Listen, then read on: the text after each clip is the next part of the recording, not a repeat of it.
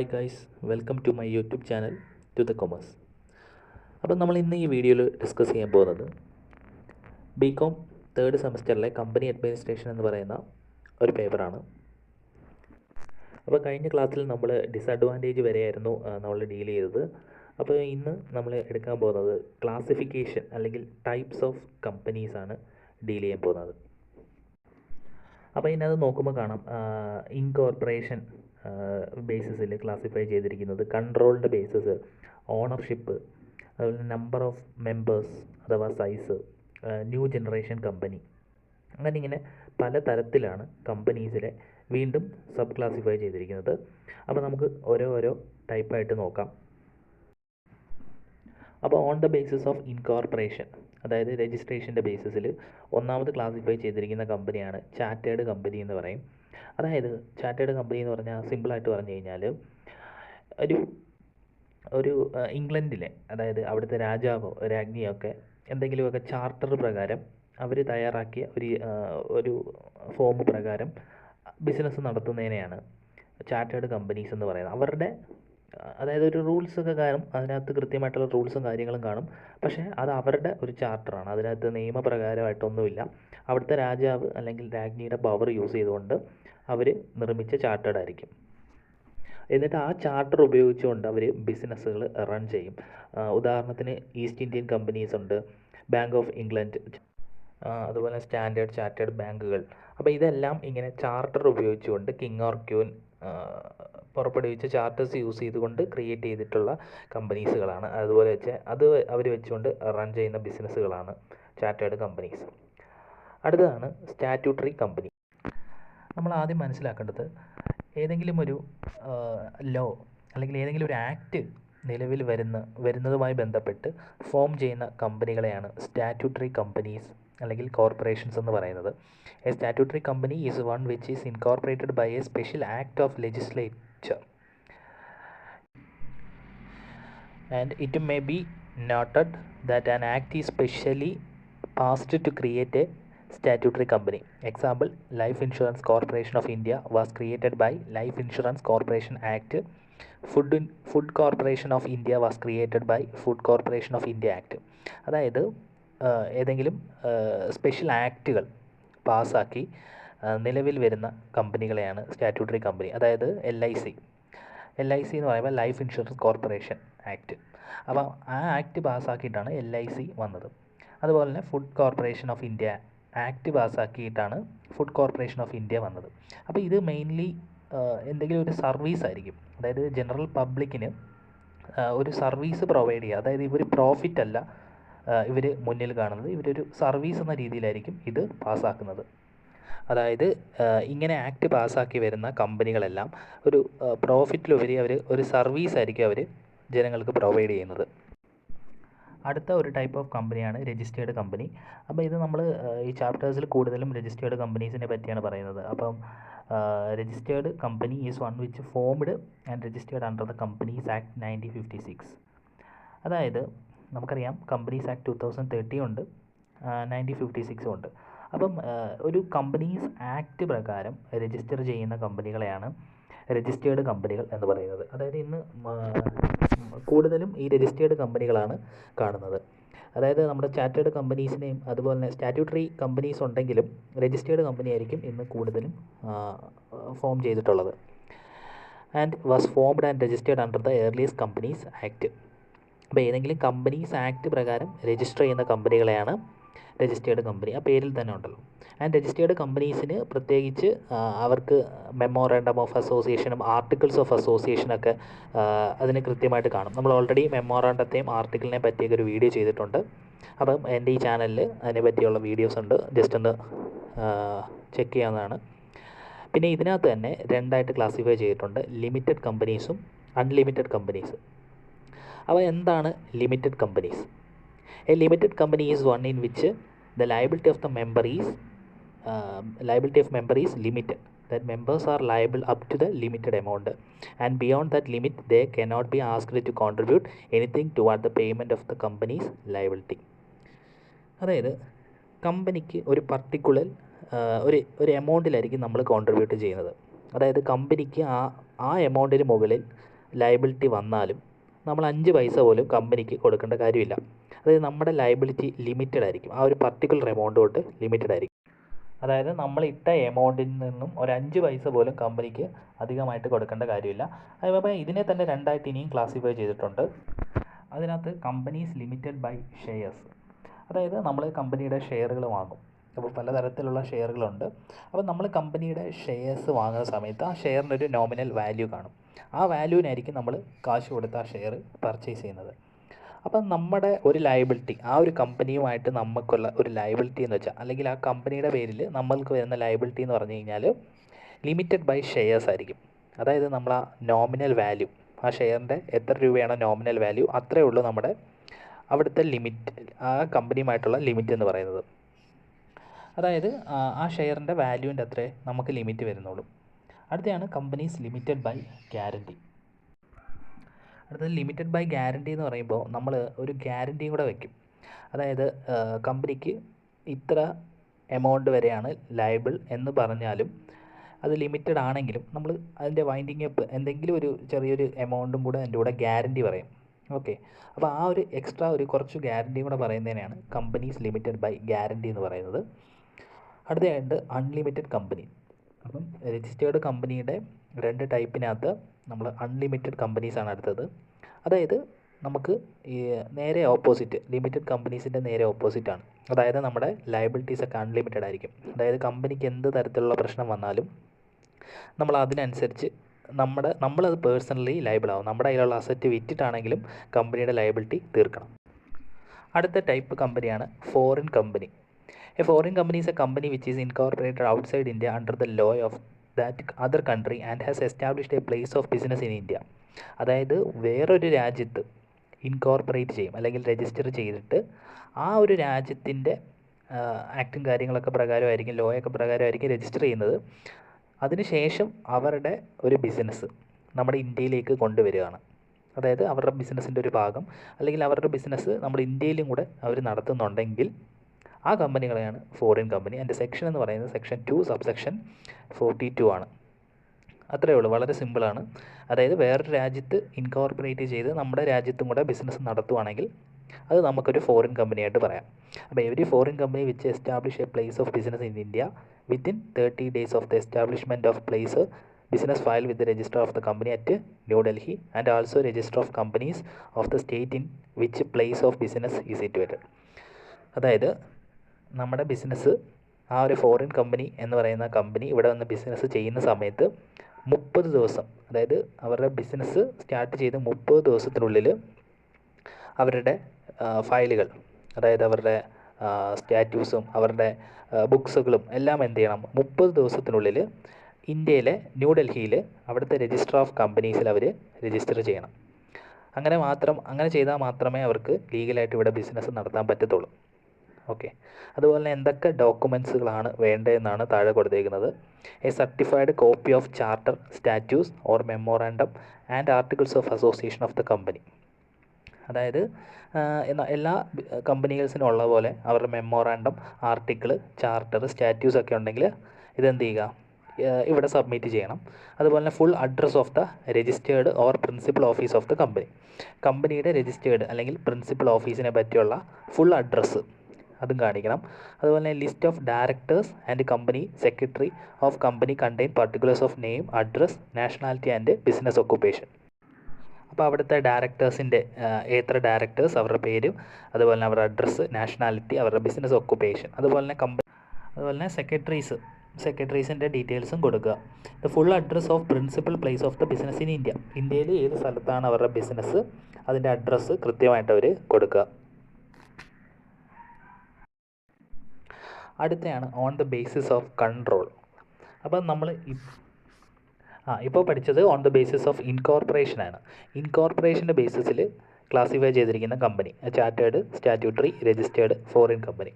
ഇനി on the basis of കൺട്രോളിൻ്റെ ബേസിസിൽ കമ്പനീസിനെ എങ്ങനെയൊക്കെ തിരിക്കാം. അപ്പോൾ 2 രീതിയിൽ തിരിക്കാം: ഹോൾഡിംഗ് കമ്പനി, സബ്സിഡറി കമ്പനി. അപ്പോൾ എന്താണ് ഹോൾഡിംഗ് കമ്പനി നോക്കാം. A holding company is one which hold control over another company. അതായത് ഒരു കമ്പനിയെ കൺട്രോൾ ചെയ്യുന്ന കമ്പനി. ഫോർ എക്സാമ്പിൾ, എ എന്ന് പറയുന്ന ഒരു കമ്പനി ബി എന്ന് പറയുന്ന കമ്പനിയെ ഹോൾഡ് ചെയ്യുന്നു. അതായത് അവർ എല്ലാ കൺട്രോളും, എ എന്ന് പറയുന്ന കമ്പനിയുടെ എല്ലാ കൺട്രോളും ബിക്ക് പോകുന്നു. അപ്പം ബി എന്ന് പറയുന്നത് എയുടെ ഒരു ഹോൾഡിംഗ് കമ്പനിയാണെന്ന് പറയാൻ സാധിക്കും. അതായത് കമ്പനിയുടെ 51% ഓർ മോർ ഷെയറുകൾ വാങ്ങുന്ന വഴിയാണ് ഇവർ കൺട്രോൾ പിടിച്ചെടുക്കുന്നത്. അടുത്തതാണ് സബ്സിഡറി കമ്പനി. അതായത് ഏത് കമ്പനിയാണോ ആ കമ്പനി ഹോൾഡ് ചെയ്യുന്നത്, ആ കമ്പനിയാണ് സബ്സിഡറി കമ്പനി. അടുത്തത് company controlling composition of board of directors. അതായത് ഇപ്പം ഒരു എക്സാമ്പിൾ ഉണ്ട്. അതായത് ഒരു എച്ച് എന്ന് പറയുന്ന ഒരു കമ്പനിയുടെ എച്ച് എന്ന് പറയുന്ന ഒരു കമ്പനി എസ് എന്ന് പറയുന്ന കമ്പനിയുടെ ബോർഡ് ഓഫ് ഡയറക്ടേഴ്സിൻ്റെ കോമ്പോസിഷനെ കൺട്രോൾ ചെയ്യുന്നു. അതായത് അവിടെ എച്ച് എന്ന് പറയുന്ന കമ്പനി എസ്സിനെ കൺട്രോൾ ചെയ്യുകയാണ് ത്രൂ ബോർഡ് ഓഫ് ഡയറക്ടേഴ്സ്. അതുപോലെ ഏതെങ്കിലും ഒരു കമ്പനിയുടെ മെജോറിറ്റി ഷെയറുകൾ പർച്ചേസ് ചെയ്യുക. അതായത് ഒരു കമ്പനിയുടെ ടോട്ടൽ ഷെയർ ക്യാപിറ്റലിൻ്റെ 1/2 കൂടുതൽ ഷെയറുകൾ കമ്പനി ഹോൾഡ് ചെയ്ത് കഴിഞ്ഞാൽ, അതും ഡയറക്റ്റ് തന്നെ വേണമെന്നില്ല, ഇൻഡയറക്റ്റ് ആയിട്ട്, അതായത് 1 or more സബ്സിഡറി കമ്പനീസ് അത് സ്വന്തമായിട്ട് വാങ്ങാം, അല്ലെങ്കിൽ ഇങ്ങനെ സബ്സിഡറി ആയിട്ടും അവർക്ക് ഷെയറുകൾ, മെജോറിറ്റി ഓഫ് ഷെയറുകൾ വാങ്ങാം. Such company are consider as subsidiary company. അങ്ങനത്തുള്ള കമ്പനികളെ അവിടെ സബ്സിഡറി കമ്പനീസ് ആയിട്ടായിരിക്കും ട്രീറ്റ് ചെയ്യുന്നത്. It's a subsidiary of another subsidiary. It means that where the company S is subsidiary of another company, say H1, and suppose H1 itself as a subsidiary of controlling company H, company S becomes the subsidiary of H. അടുത്ത ഒരു type of കമ്പനിയാണ് on the basis of ownership. ഓണർഷിപ്പിൻ്റെ ബേസിസിൽ കമ്പനീനെ രണ്ടായിട്ട് തിരിക്കാൻ സാധിക്കും, government കമ്പനിയും നോൺ ഗവൺമെൻറ് കമ്പനി. അപ്പം ഗവൺമെൻറ് കമ്പനി എന്താണെന്ന് വെച്ചാൽ section 2 subsection 45 of the companies act 2013. Government company means the company in which not less than 51% of the paid up capital is held by the central government or by any state government, or partially by the central or partially by one or more state governments. A subsidiary of a government company is also treated as a government company. അതായത് ഒരു government company എന്ന് പറഞ്ഞു കഴിഞ്ഞാൽ ആ കമ്പനിയുടെ 51 കുറയാത്ത ഷെയറുകൾ, അല്ലെങ്കിൽ 51 അതിൽ അധികമോ ഷെയറുകൾ ഹെൽഡ് ചെയ്യുന്നത് സെൻട്രൽ ഗവൺമെൻറ് ആയിരിക്കും. അതായത് ഇവിടെ പറയുന്ന ഇത്രയേ ഉള്ളൂ, ആ കമ്പനിയുടെ 51 അതിലധികമോ ഷെയറുകൾ ഹോൾഡ് ചെയ്യുന്നത് സെൻട്രൽ ഗവൺമെൻറ്റോ അഥവാ സ്റ്റേറ്റ് ഗവൺമെൻറ്റോ, അതല്ലെങ്കിൽ കുറച്ച് സെൻട്രൽ ഗവൺമെൻറ്റും കുറച്ച് സ്റ്റേറ്റ് ഗവൺമെൻറ്റും കൂടെ ചേർന്നിട്ടായിരിക്കാം. അപ്പോൾ ഇങ്ങനെ ഉള്ള കമ്പനികളെയാണ് ഗവൺമെൻറ് കമ്പനി. അതായത് അവിടെ കൂടുതൽ കൺട്രോളും ഗവൺമെൻറ്റിലേക്കാണ് പോകുന്നത്. ഇനി the auditor of a government company shall be appointed or reappointed by the controller and auditor general of India. The C&AG of India has the power to direct the manner in which accounts are to be audited and give instruction to the auditor in regard to any matter relating the performance of his function. അതായത് സിമ്പിളായിട്ട് പറഞ്ഞു കഴിഞ്ഞാൽ ഈ government കമ്പനിക്കും ഓഡിറ്റിങ്ങിൽ വേണം. അതായത് ഓഡിറ്റുകളൊക്കെ ചെയ്യാൻ നേരത്ത് ഗവൺമെൻറ് കമ്പനിയിലെ ഓഡിറ്ററിനെ അപ്പോയിൻറ്റ് ചെയ്യുന്നത് ഈ auditor of the government company shall appointed controller and audit general. അതായത് ആ ഒരു പാനലാണ് അവരുടെ കമ്പനി, ഗവൺമെൻറ് കമ്പനീസിനെ ഓഡിറ്ററിനെ അപ്പോയിൻറ്റ് ചെയ്യുന്നത്. അതായത് ഓഡിറ്ററിനെ അപ്പോയിൻറ്റ് ചെയ്യുന്നത് വെച്ച് കഴിഞ്ഞാൽ അവിടുത്തെ അക്കൗണ്ടിങ്ങുകളൊക്കെ ചെക്ക് ചെയ്ത് കുഴപ്പങ്ങളൊന്നും ഇല്ലെന്ന് മനസ്സിലാക്കാൻ. അതുപോലെ തന്നെ the auditor of the government company shall submit a copy of his report to C&AG of India, who shall the right to comment upon or supplement the audit report. അതായത് ഈ ഗവൺമെൻറ് കമ്പനിയുടെ audit റിപ്പോർട്ടുകൾ ഇവർ തയ്യാറാക്കിയിട്ട് അതെന്ത് ചെയ്യും, അവർ reported to the ഈ controller and audit general of ഇന്ത്യക്ക് എന്ത് ചെയ്യും, സബ്മിറ്റ് ചെയ്യും. അപ്പോൾ ഇതാണ് അവിടെ central government, state government on ചെയ്യുന്ന കമ്പനീസ് ആയിട്ടുള്ള ഗവൺമെൻറ് കമ്പനികളുടെ കാര്യങ്ങൾ. അടുത്തതാണ് non government company. Non government company എന്ന് വെച്ചാൽ ഗവൺമെൻറ് അല്ലാത്ത ബാക്കി എല്ലാ കമ്പനികളെയും നോൺ ഗവൺമെൻറ് കമ്പനീസ് എന്ന് പറയാൻ സാധിക്കും. അടുത്തതാണ് on the basis of number of members. അപ്പോൾ നമ്പർ ഓഫ് മെമ്പേഴ്സിൻ്റെ അടിസ്ഥാനത്തിൽ നമുക്ക് കമ്പനീസിനെ പ്രൈവറ്റ് കമ്പനി എന്ന് ആദ്യം തിരിക്കാം. അപ്പോൾ പ്രൈവറ്റ് കമ്പനി എന്ന് പറയുന്നത് section 2 subsection 68 of Indian companies act 2013. Section 2 subsection 68 of the companies act 2013 defines private companies. According to the act, private companies are those companies whose articles of association restrict the transferability of shares and prevent the public at large from subscribing to them. The following restrictions are imposed on private company. അതായത് ഒരു private കമ്പനിയെ സംബന്ധിച്ചിടത്തോളം ഒരുപാട് റെസ്ട്രിക്ഷൻസുകളും റെഗുലേഷൻസുകളും അവർക്കുണ്ട്. അതായത് പബ്ലിക്സിന് വലുതായിട്ട് involve ചെയ്യാൻ പറ്റത്തില്ല. ആ പേരിൽ തന്നെയുണ്ട്, അതുകൊണ്ടാണ് അതിനെ പ്രൈവറ്റ് കമ്പനീസ് എന്ന് പറയുന്നത്. അപ്പോൾ സെക്ഷൻ 2 സബ്സെക്ഷൻ 68 പ്രകാരം പറയുന്നത് ആർട്ടിക്കിൾസ് ഓഫ് അസോസിയേഷൻ. അപ്പോൾ നമുക്ക് ആർട്ടിക്കിൾസിനെ പറ്റി ഞാൻ എൻ്റെ ചാനലിൽ ഞാനൊരു വീഡിയോ ചെയ്തിട്ടുണ്ട്. എന്താണ് articles of association, memorandum of association. അപ്പോൾ എന്താണെന്ന് അറിയണമെങ്കിൽ നിങ്ങൾ ആ വീഡിയോ എടുത്തൊന്ന് ജസ്റ്റ് ഒന്ന് കാണുക. അതായത് വളരെ സിമ്പിളായിട്ടാണ് പറഞ്ഞിരിക്കുന്നത്. കൂടിപ്പോയി ഒരു 3-4 മിനിറ്റ് ഉള്ളൊരു വീഡിയോ ആണ്, ജസ്റ്റ് ഒന്ന് വാച്ച് ചെയ്യുക. അപ്പം ആർട്ടിക്കിൾസിൽ എന്താണ്, അതിനെ റെസ്ട്രിക്റ്റ് ചെയ്തിരിക്കുകയാണ്. അതായത് ഷെയറുകൾ ട്രാൻസ്ഫർ ചെയ്യുന്നതിനെ റെസ്ട്രിക്റ്റ് ചെയ്ത് വെച്ചിരിക്കുകയാണ്. അതുപോലെ തന്നെ പബ്ലിക്കിനൊന്നും വലുതായിട്ടൊന്നും സബ്സ്ക്രൈബ് ചെയ്യാൻ സാധിക്കത്തില്ല. അതായത് പബ്ലിക് അറ്റ് ലാർജ് പ്രിവെൻറ്റ് ചെയ്ത് വെച്ചിരിക്കുകയാണ്. അതായത് പബ്ലിക്സിനൊന്നും സബ്സ്ക്രൈബ് ചെയ്യാൻ സാധിക്കില്ല.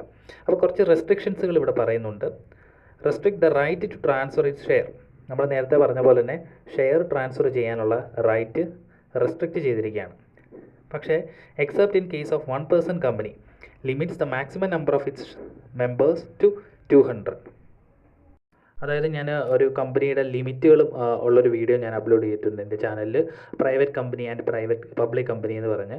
അപ്പോൾ അതിനകത്ത് ഒരു പബ്ലിക് കമ്പനിയിൽ എത്ര മെമ്പേഴ്സ് വരെ ആവാം, ഒരു പ്രൈവറ്റ് കമ്പനിയിൽ മിനിമം എത്ര, മാക്സിമം നമ്പർ ഓഫ് മെമ്പേഴ്സ് എത്ര, അപ്പോൾ ഇങ്ങനെയുള്ള കാര്യങ്ങൾ ഞാൻ വിശദമായിട്ട് അതിനകത്ത് പറഞ്ഞിട്ടുണ്ട്. എൻ്റെ ആ വീഡിയോ ഒന്ന് ജസ്റ്റ് ഒന്ന് കാണാൻ ശ്രമിക്കുക.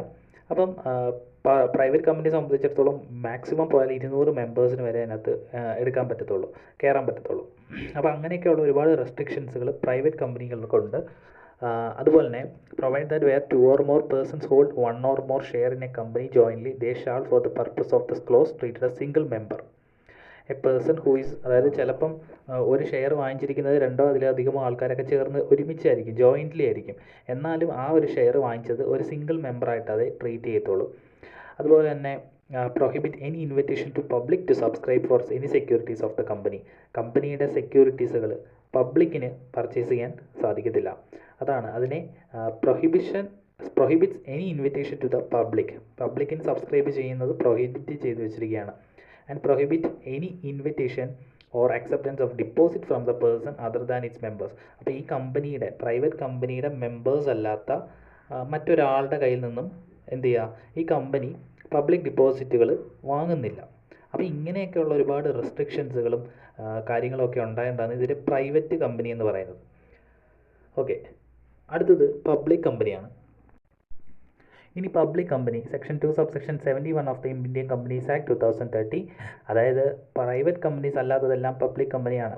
അതായത് അവർക്ക് റെസ്ട്രിക്ഷൻസും കാര്യങ്ങളൊന്നും ഇല്ല. Has A minimum paid up capital as may be prescribed.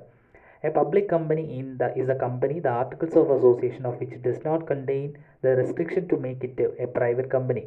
Thus, in the case of public company, there are no restriction on transfer of share, on maximum number of members, and on the invitation to general public to subscribe for its shares. അതായത് നമ്മൾ private കമ്പനീസിൽ എന്തൊക്കെ restrictions ഒക്കെയാണോ പറഞ്ഞിരിക്കുന്നത് അതെല്ലാം ഈ public കമ്പനിയിലേക്ക് വരുമ്പോൾ ഒഴിവാക്കും. അതായത് റെസ്ട്രിക്ഷൻസ് ഒന്നുമില്ല. അവരുടെ ആർട്ടിക്കിൾസ്, അതായത് പബ്ലിക് കമ്പനിയുടെ ആർട്ടിക്കിൾസിനകത്ത് റെസ്ട്രിക്ഷൻസ് ഒക്കെ മാറ്റി വെച്ചിരിക്കുകയാണ്. അതായത് ഇവർക്ക് ഷെയർ ട്രാൻസ്ഫർ ചെയ്യാം, ആരിലേക്ക് വേണമെങ്കിലും ട്രാൻസ്ഫർ ചെയ്യാം. അതുപോലെ തന്നെ മാക്സിമം നമ്പർ ഓഫ് മെമ്പേഴ്സ് കൂടുതലായിരിക്കും.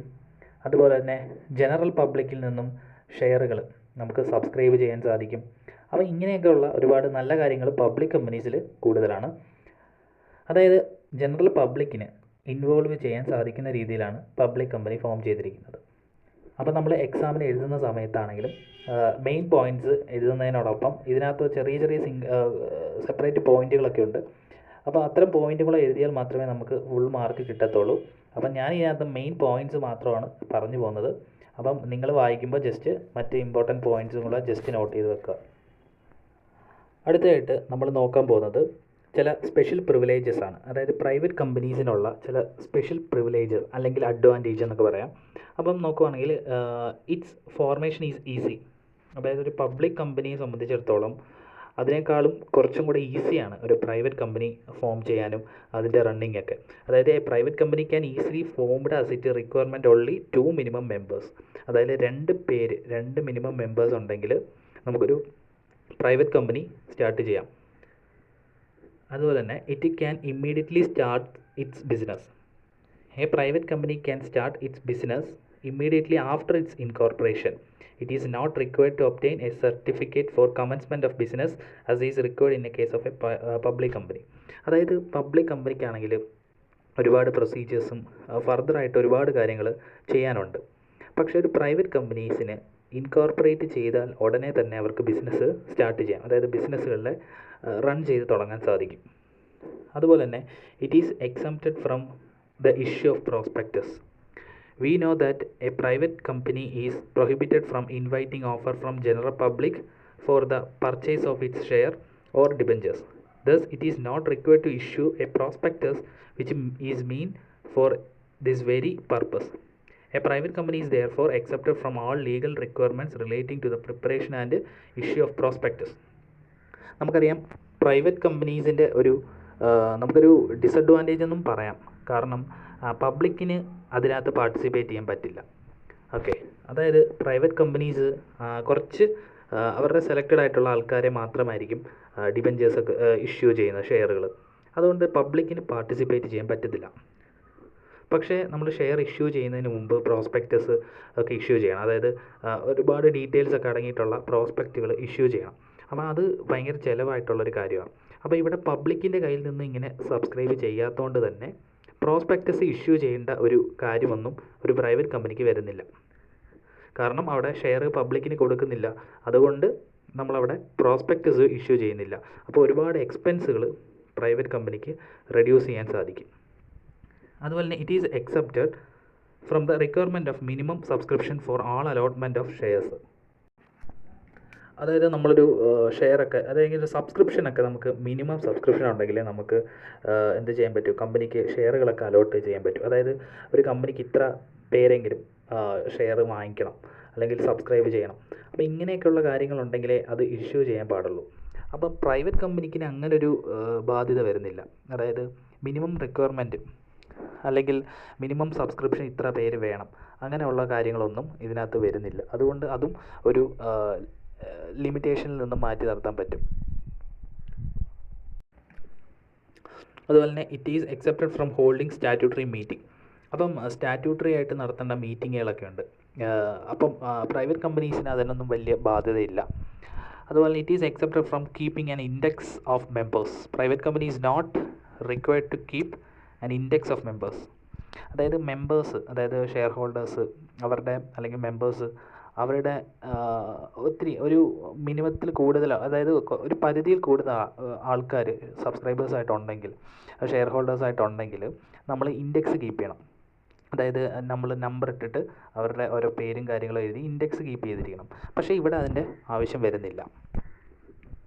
It is need not have more than 2 directors. A private company is not required to have more than 2 directors. However, this is also the minimum requirement for a private company. It means that private company must have at least 2 directors. അപ്പം private കമ്പനീസിന് നമ്മൾ പറഞ്ഞ പോലെ തന്നെ 2 members മതി നമുക്കൊരു private company minimum start ചെയ്യാം. അതുപോലെ തന്നെ ഇവിടെ ഡയറക്ടേഴ്സിൻ്റെ കേസും പറയുന്നുണ്ട്. Private company is not required to have more than 2 directors. അതായത് 2-ൽ കൂടുതൽ ഡയറക്ടേഴ്സ് വേണമെന്ന് ഒരു നിർബന്ധവുമില്ല. അതായത് 2-ൽ കൂടുതൽ ഒരു 5-ഓ 6-ഓ അത്ര ഡയറക്ടേഴ്സ് ഒന്നും വേണമെന്ന് ഒരു നിർബന്ധമില്ല. അതുപോലെ no independent directors. It need not appoint any independent director to its board. അപ്പോൾ ഇൻഡിപെൻഡൻറ്റ് ഡയറക്ടർ, അതുപോലെ തന്നെ ഓൾ ടൈം ഡയറക്ടർ, അതുപോലെ എക്സിക്യൂട്ടീവ് ഡയറക്ടർ, അങ്ങനെ പലതരം ഡയറക്ടേഴ്സ് ഉണ്ട്. അപ്പം ഇതുപോലെ ഇൻഡിപെൻഡൻറ്റ് ഡയറക്ടർ, ആ ഇൻഡിപെൻഡൻറ്റ് ഡയറക്ടറിനെ അപ്പോയിൻറ്റ് ചെയ്യണമെന്ന് യാതൊരു നിർബന്ധവുമില്ല. അതുപോലെ report. A private limited company need not prepare a report on annual general meeting. അതായത് ആനുവൽ ജനറൽ മീറ്റിങ്ങിൽ റിപ്പോർട്ടുകളൊന്നും തയ്യാറാക്കണ്ട. അപ്പോൾ ഈ വീഡിയോ ഞാൻ ഇന്ന് തൽക്കാലത്തേക്ക് നിർത്തുകയാണ്. അതായത് ഒരുപാട് ലെങ്തി ആവാതിരിക്കാൻ വേണ്ടി ഞാൻ തൽക്കാലം സ്റ്റോപ്പ് ചെയ്യുകയാണ്. അപ്പോൾ ഇതിനകത്ത് നമുക്ക് ഒരു ടൈപ്പ് ഓഫ് കമ്പനീസും കൂടെ ഇതിനകത്ത് നമുക്ക് കവർ ചെയ്യാനുണ്ട്. അപ്പോൾ അടുത്ത ക്ലാസ്സിൽ എടുക്കുന്നതായിരിക്കും. അപ്പോൾ ഈ വീഡിയോ എല്ലാവർക്കും ഇഷ്ടപ്പെട്ടെങ്കിൽ മാക്സിമം സപ്പോർട്ട് ചെയ്യുക, ആളുകളിലേക്കൊന്ന് ഷെയർ ചെയ്യുക, നിങ്ങളുടെ ഫ്രണ്ട്സിലൊന്ന് ഷെയർ ചെയ്യുക, എൻ്റെ ചാനലൊന്ന് സബ്സ്ക്രൈബ് ചെയ്യുക, ലൈക്ക് ചെയ്യുക. Thank you.